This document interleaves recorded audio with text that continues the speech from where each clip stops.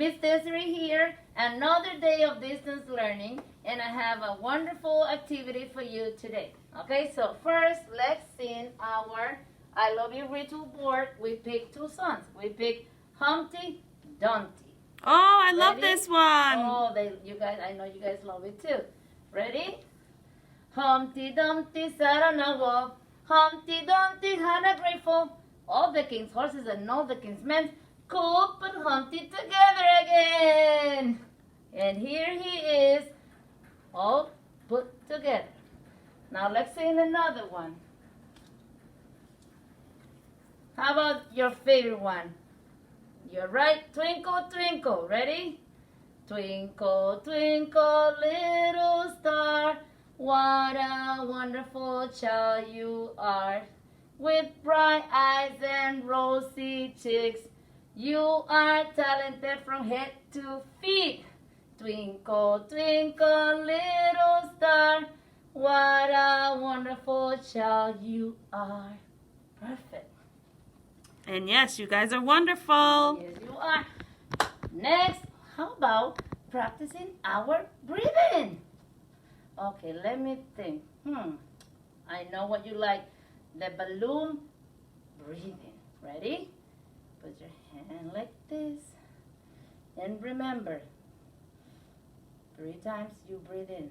Ready? Oh, I did more than 3. I did 4. Then the air out. One more time. Ready?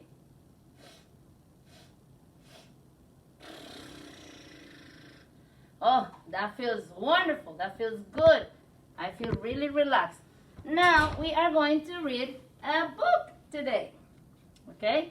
And we are going to discuss a few things about this book. The first thing is the books. Let me put my chair closer so you guys can see better. A book has a title. This is the title. You see? It's usually in the cover page. This is the cover page. And it's in big words. The Snowy Day. This is the title of the book. The name of the book. Also, a book has an author and an illustrator. What is an author? Do you remember? Yes. If you say that the author is the one who writes those words, and these words inside the book, you are totally right. So all those words in the story, the author is the one who writes them. And a book also has an illustrator. You see this picture? And all the pictures in the book? That's the job of the illustrator. An illustrator draws these beautiful pictures. In this book, the title of the story is The Snowy Day. And the illustrator, sometimes the illustrator, it could be, and the author, it could be a boy or a girl. And sometimes it's the same person, the person that writes the book and draws the pictures, the author and the illustrator. In this case is Ezra Jack Keats. Okay? And look at this book. What do you think this book is about? I see the snow. What else do you see? Yes, you see the light. So the little boy, is it inside the house or outside the house? Yes. How can you tell he's not inside the house? Good. Because he's wearing his coat and hat, and I see the street light. So the next thing that we are going to check about the book is, before we start reading, The Snowy Day. The Snowy Day. In a book, when you read, okay, this is hard to find. When you read, let me see, I'm going to try to hold it so I can see too. You start reading right here. This is where you start reading in a book. On your left hand side, okay? And do you see those spaces? Every word has a space. That space separates each word. And this is one sentence. One winter morning, Peter woke up and looked out the window. So this is a long sentence. And at the end, you see this little dot? This little dot is called a period. That divides this center, separate this center from this sentence. I say center, sentence, guys. One winter morning, Peter woke up and looked out the window. Snow had fallen during the night. It covered everything as far as he could see. So look, this is Peter. When you read from left to right, up and down, okay? Remember that. After breakfast, he put on his snowsuit and ran outside. See the dot, the period? Another sentence is going to start. And you see the capital T? After the period, there's always capital letter because that means this is another sentence that's going to start. The snow was piled up very high along the street to make a path for walking. Period. End of the sentence. All right? Now that we're going to start reading it now all together, and at home, I want you guys to practice the different parts of the book. Tell your mommy to ask you questions about where do you start reading, what is the first word when you're in a paragraph, and things like that. Okay? Ready to read. One winter morning, Peter woke up. Ay, Dios mío, this is really difficult to walk. One winter morning, Peter woke up and looked out the window. Snow had fallen during the night. It covered everything as fast as he could see.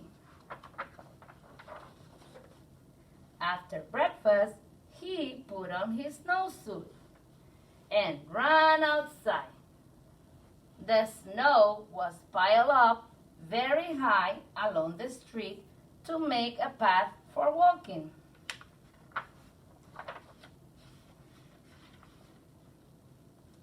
Crunch, crunch, crunch.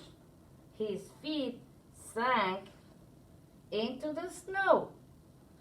He walked with his toes pointing out like this. Look. He walked with his toes pointing in like that.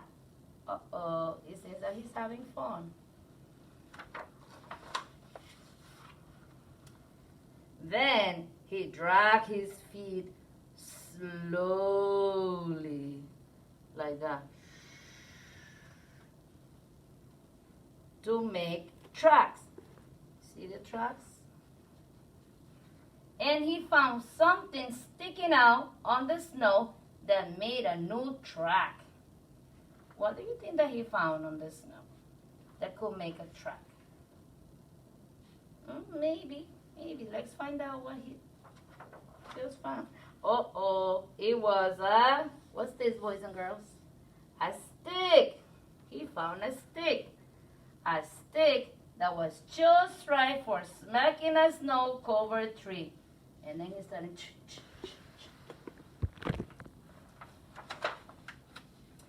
Down fell the snow, plop, on top of his head. And then he continues walking. He thought it would be fun to join the big boys in their snowball fight. You see the boys? But he knew he wasn't old enough. Not yet. Oh, look. He got one on his chest. I don't think he was enjoying the snowball fight. Because he got one right there. So he made a smiling snowman. And he made, what is this, boys and girls? You're right. Angels. He made angels. Snow angels. And he pretended he was a mountain climber. He's climbing up, up, up, up, up. And he climbed up a great big tall heaping mountain of snow. And then, whee! He slid all the way down.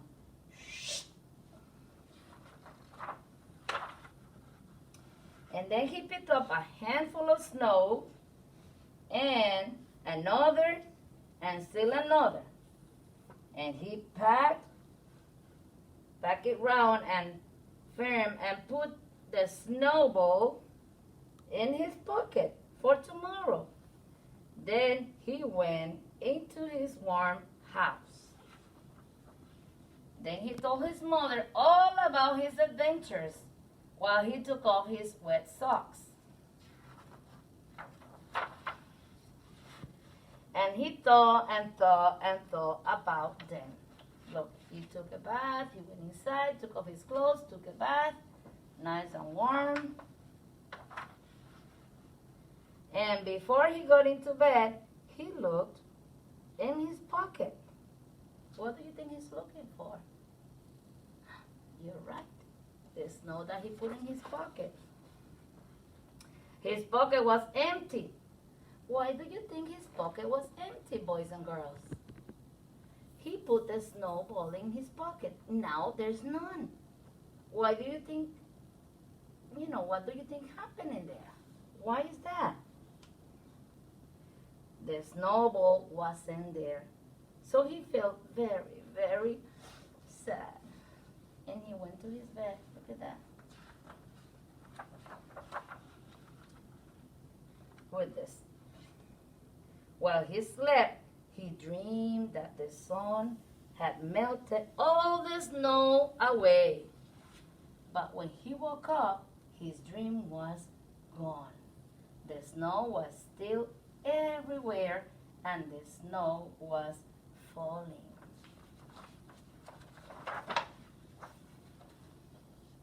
After breakfast, he called to his friend from across the hall, and they went out together into the deep, deep snow. So he went out with his friend. And that's the end. That was a nice book. So as I was saying before, what do you think, boys and girls, happened to the snow in his pocket? Look. You're right. When you put a snowball inside in a warm weather, it turns into water, right? It melts. And this is what happened with my friend here. Okay, try that at home. If it's snowing, just go outside and pick up a little bit in a cup and bring it to your house and see what do you discover. Okay, maybe it happened like Peter did. Let's see. So, boys and girls, before we leave, I have to tell you that I love you so much and I miss you so much, and I'm going to wish you well. And before that, I have to tell mommies and daddies, please, when you read a book, ask your child about the different parts of the books. Talk about the author, talk about the illustrator, the spaces between words, where do you start reading, and things like that, okay? So now, let me wish you well. I have your pictures here, and I'm going to put my hand on my heart, and I'm going to close my eyes, and I'm going to think about you guys, and I'm going to wish you well. Ready? I wish you well, I wish you well, all through the day today. I wish you well. I wish you well, boys and girls. Bye-bye. See you next time.